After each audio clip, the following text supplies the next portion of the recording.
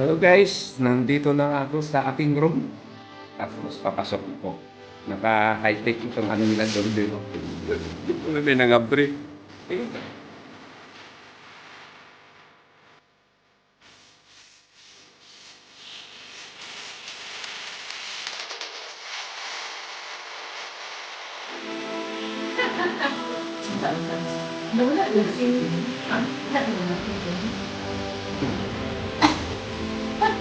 So, nandito na ako sa room.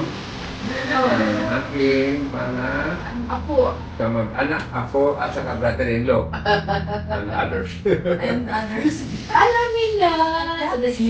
So, this Kenya Hotel is very nice and it is owned by Macha family. Matchaw.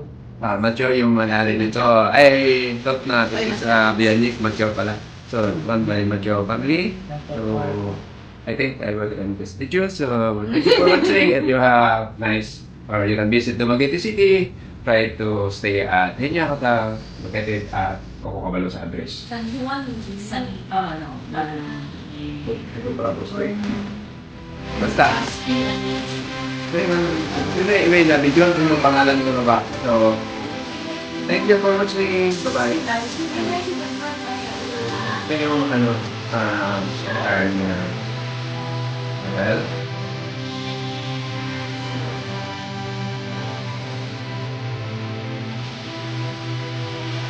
this is the what is the backdrop of the Kenya Hotel.